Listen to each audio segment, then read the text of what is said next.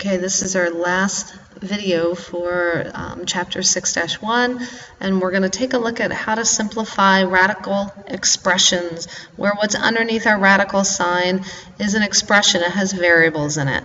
So first, let's take a look at how to simplify the square root of 16x to the 8th. So from the definition of taking an nth root, we learned that an even root has two answers.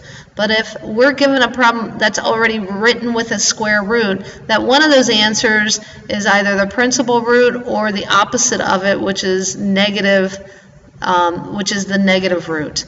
All right, so we need to determine, since this is an even, whether they're looking for the positive solution or the negative solution. And we know that they're looking for the positive solution because they're missing a negative sign out here.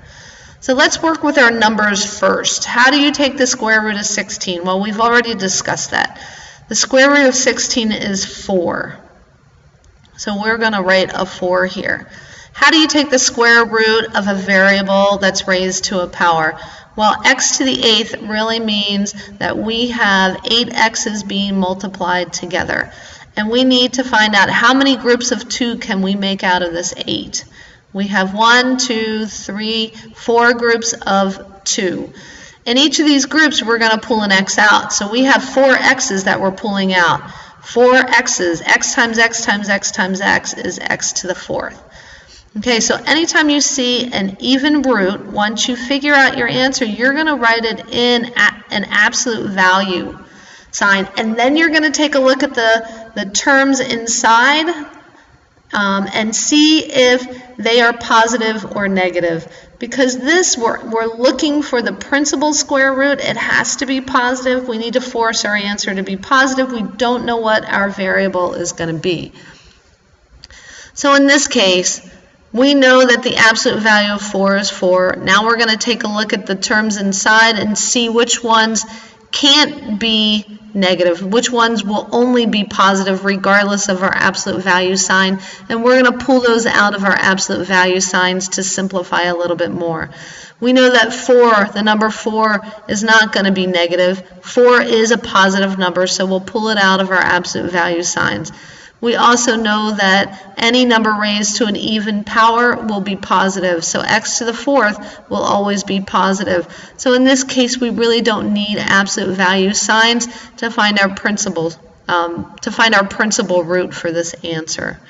All right, let's move on to the cube root. For an odd root, we will only get one answer. So we'll get whatever we get out of this one.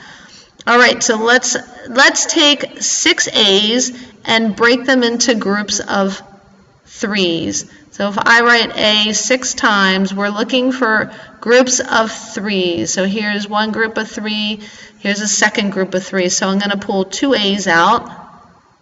And then if we take a look at 9 B's, we're also going to be looking for groups of 3. We have our 9 B's. We have 3 groups of 3. We're going to pull 3 of those B's out. Because this is an odd root, we're either going to, it's either going to be positive or negative. It is what it is. We get one answer. This is the only answer that we get here. Okay, now we're back to our even root. So our even root, let's take a look at 8 x's. If we look at 8 x's, we're going to look at dividing them into groups of 4. So how many groups of 4 do we have? When we have 8 x's, we have 2 groups of 4. So we're going to pull one x out of each group to get x squared. How many groups of 4 do we have in 12 y's? We have 3 groups of 4. 3 groups of 4 in 12 y's. Because this is an even root and we're looking for the principal root, we don't have a negative on the outside, we're going to put this in absolute values. Now we're going to take a look at each of the individual terms within here to see which ones are already positive regardless of our absolute values. Anything raised to an even power is always positive, so we can pull it out. But anything raised to an odd power can be negative. So we're going to leave anything with an odd power inside our absolute value signs.